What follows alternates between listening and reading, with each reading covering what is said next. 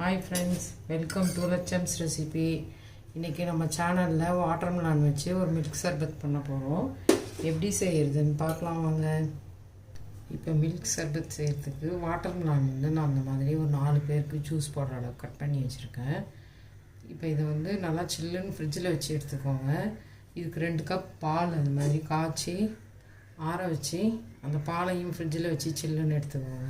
பண்ணி வச்சுருக்கிற வாட்டர்மெலான் எல்லாத்தையும் மிக்ஸி ஜாரில் சேர்த்து நல்லா இனிப்பாக இருக்குது. உங்களுக்கு இனிப்பு வேணும்னா 2 டேபிள் ஸ்பூன் சேர்த்துக்கலாம். இப்போ இந்த வாட்டர்மெலான் எல்லாத்தையும் மிக்சர் ஜாரில் சேர்த்துக்கலாம்.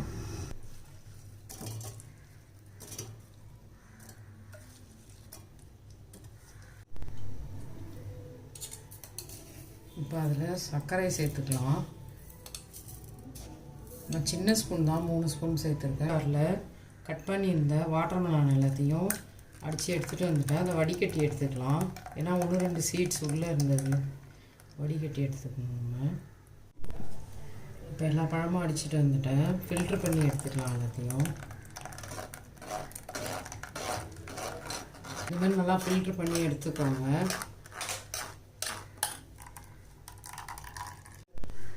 இப்போ ஜூஸ் எல்லாத்தையும் ஃபில்ட்ரு பண்ணிட்டேன்.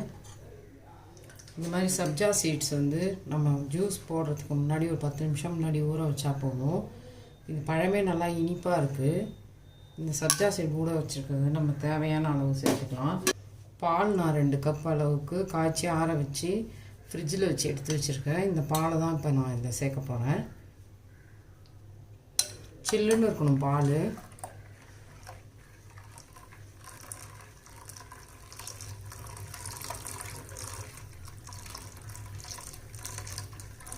ரெண்டு கப் பால் சேர்த்துக்கிட்டேன் நான் 4 பேருக்கு ஜூஸ் பண்ணுறதுக்கு.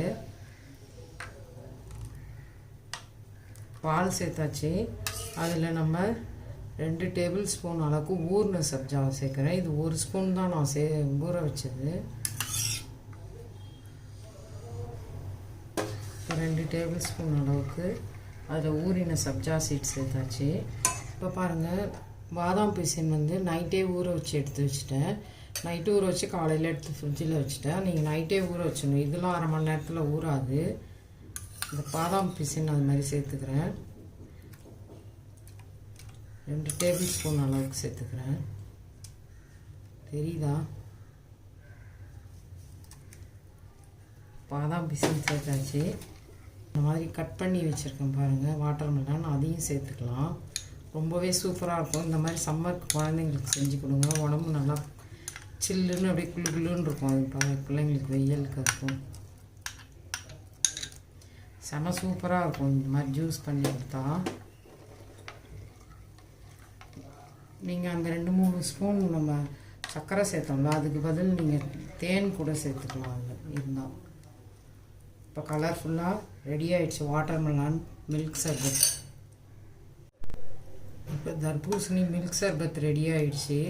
நீங்களும் இந்த மாதிரி செஞ்சு குழந்தைங்களுக்கு கொடுங்க.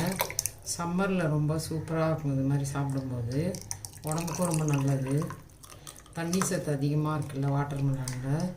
அதில் அந்த மில்கெல்லாம் சேர்த்து சப்ஜா சீட்ஸ் பாதாம் பிசின் எல்லாமே கலந்துருக்கேன். ரொம்ப டேஸ்ட்டாக இருக்கும்.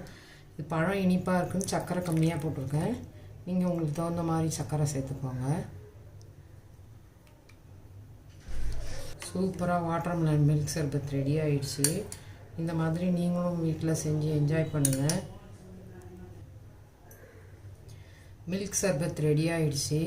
நீங்களும் இந்த மாதிரி செஞ்சு என்ஜாய் பண்ணுங்கள். லட்சம்ஸ் ரெசிபியை லைக் பண்ணுங்கள், ஷேர் பண்ணுங்கள், சப்ஸ்கிரைப் பண்ணுங்கள். தேங்க்யூ.